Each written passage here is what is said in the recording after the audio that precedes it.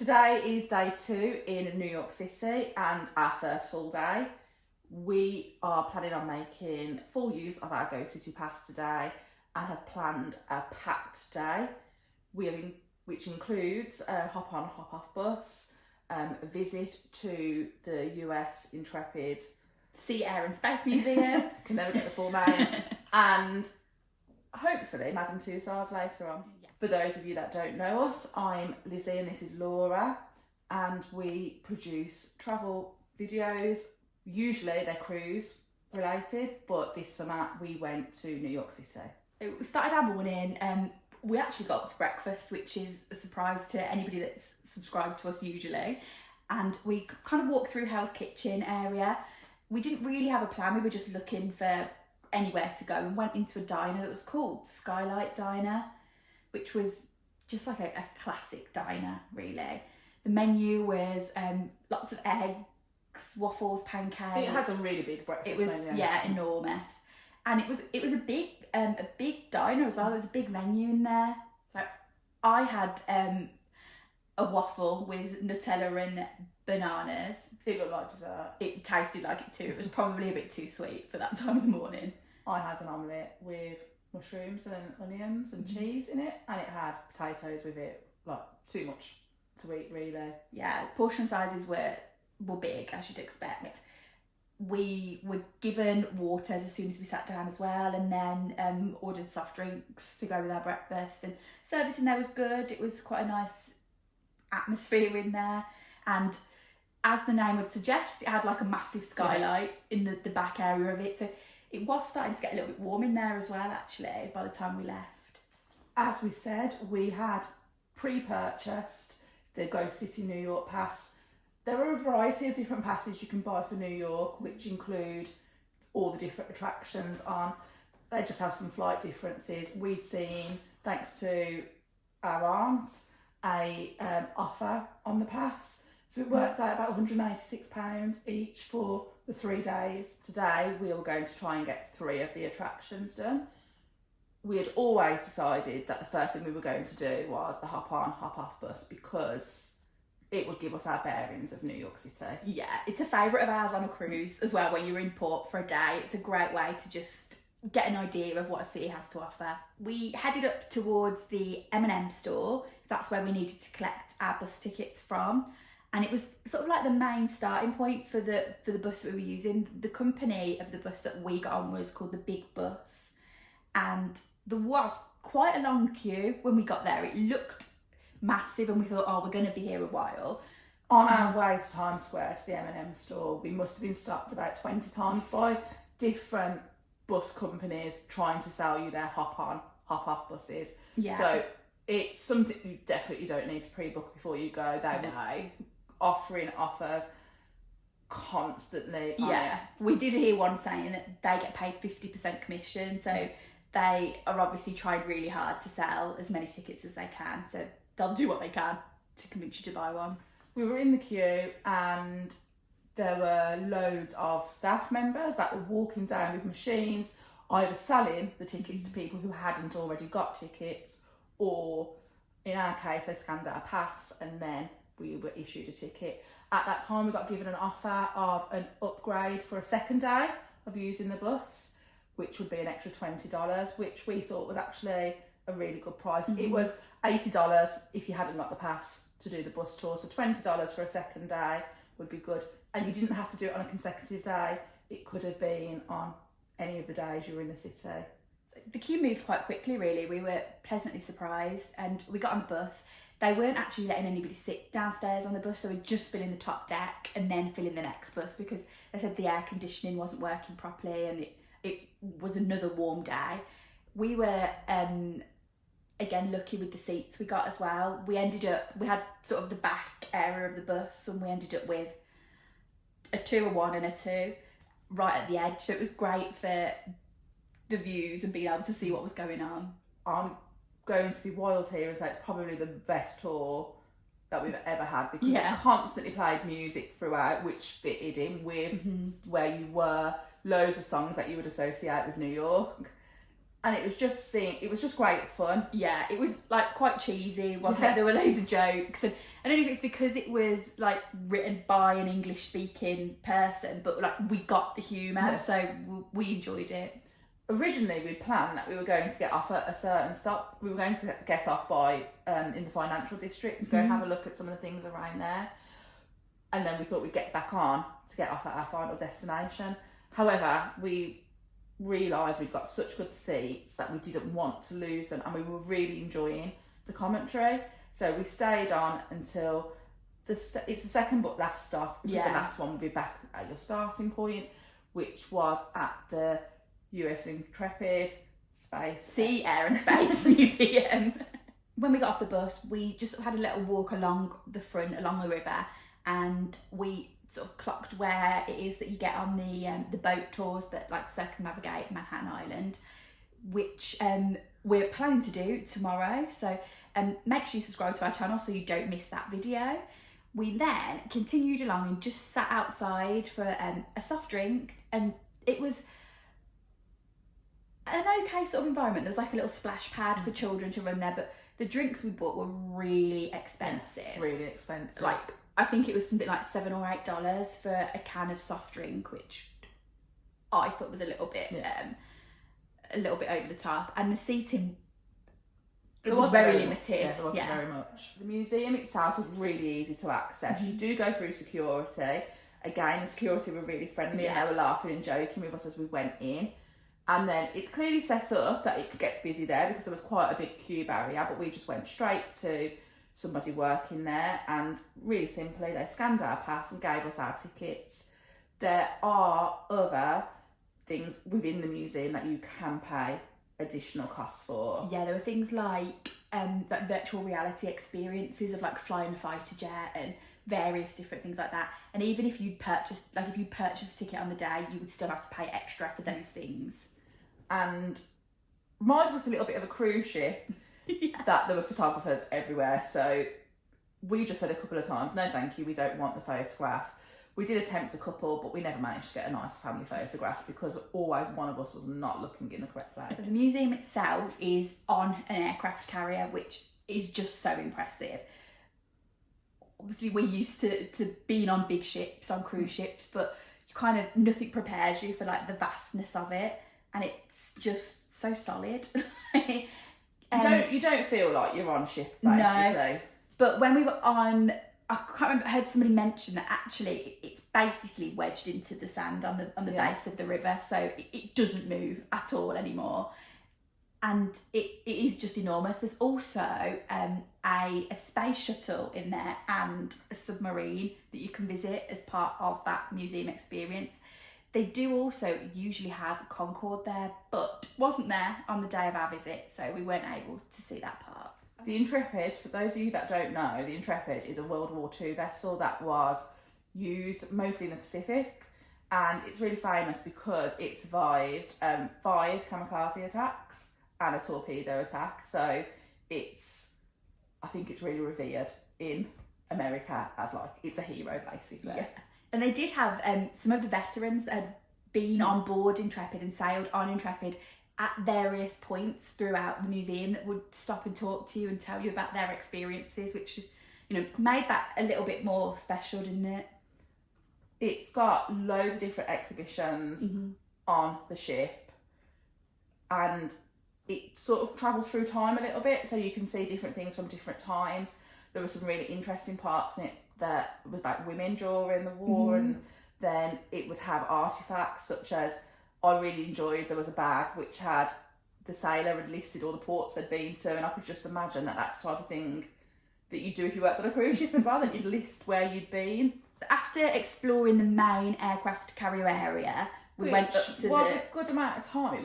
It took us over an hour, didn't it? There was also like an interactive like kids sort of area as well. We went up to the top where the space shuttle is.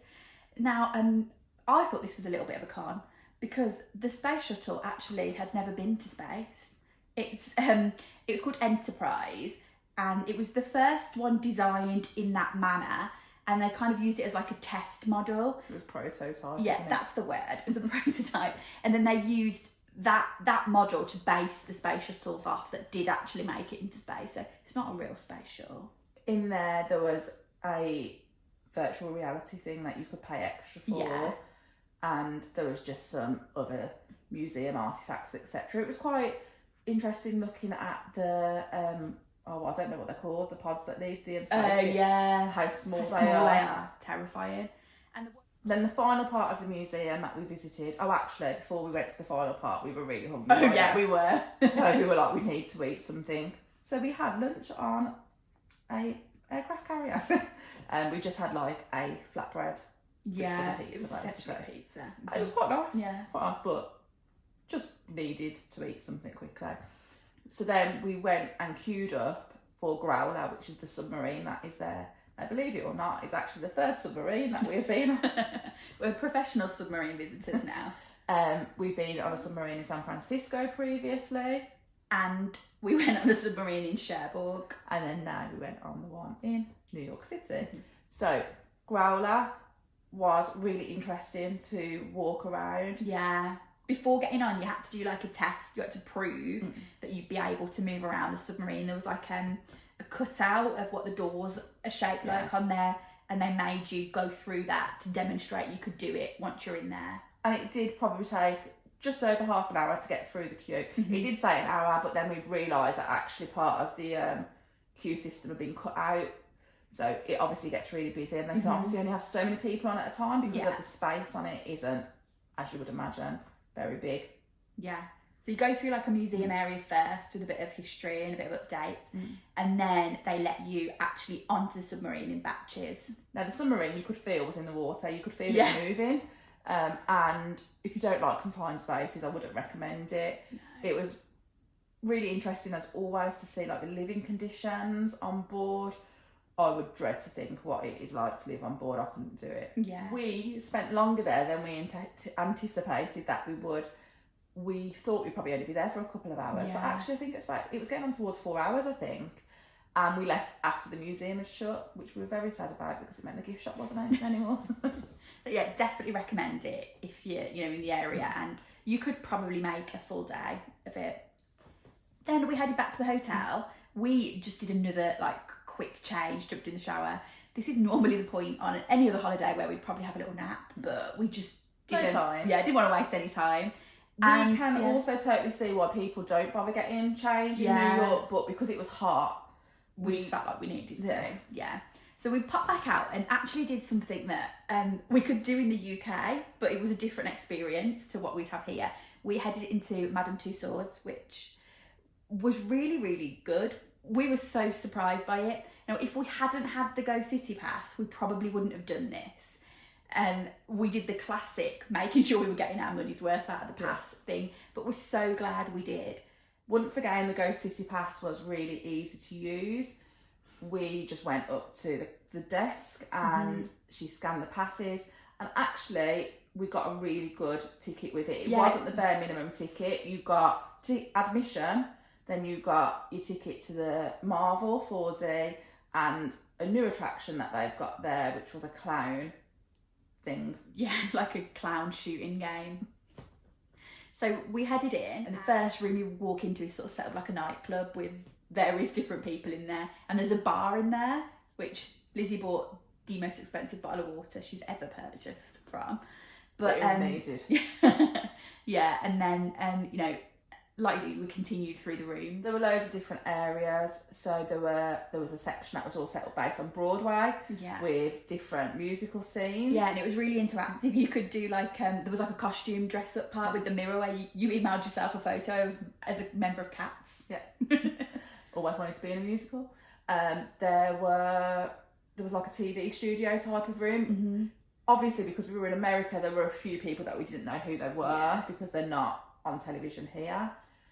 We loved seeing the royal family. Yeah.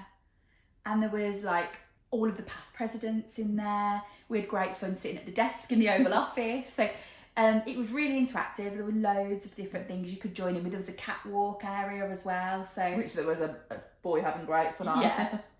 So we really, really enjoyed it. And it was probably a really good time of day to go because it was an evening. It's open quite late. Yeah. It's open until 10 o'clock. Yeah. So there weren't that many people around, so it meant you did actually get to do those interactive parts. And it was nicely air conditioned, which is always obviously a big advantage when you're somewhere hot. Then the other two attractions that we had that were part of it, we went into the clown thing first of all. Yeah. Which I asked the woman on the front desk if it was scary. Actually, it came after the horror part. Yeah, it did. So the horror part is a little bit scary because you're scared that something's going to jump out at you, which I don't know why, considering they're all wax models. But yeah, she insisted it wasn't scary, but it was a little bit sinister. Like, if you don't like clowns, don't do that at all. And it was basically like a shooting game. Like 3D, where you were sitting in there and, well, it's 4D, wasn't it? Your chair was moving as well. Yeah. And like, they were flying at you, essentially. So we didn't do very well on it.